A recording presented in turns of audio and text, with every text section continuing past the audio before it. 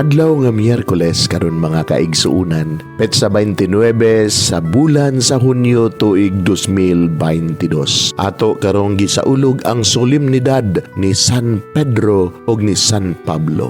Ang pagbasa kinutlo gikan sa Ebanghelyo sumala ni San Mateo, kapitulo 16, bersikulo 13 ngadto sa 19.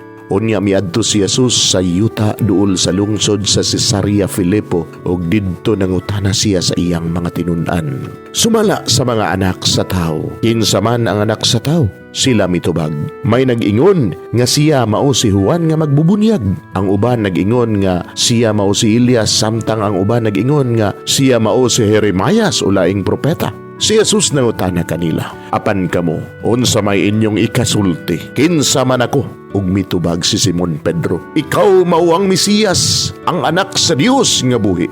Giingnan siya ni Jesus, "Bulahan kagayod, Simon nga anak ni Jonas.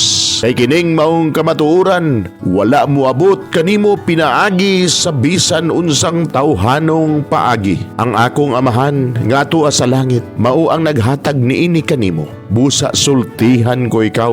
Ikaw si Pedro, ug ibabaw niining bato tukuron ko ang akong simbahan, og bisan gani ang kamatayon dili gayod makabuntog niini. Ihatag ko kanimo ang mga yawe sa gingharian sa langit. Ang imong idili dinhi sa yuta, idili usab didto sa langit, ug ang imong itugot dinhi sa yuta, itugot usab didto sa langit." Mga igsuon, ang Ebanghelyo sa Ginoo. Daygon ikaw, O Kristo.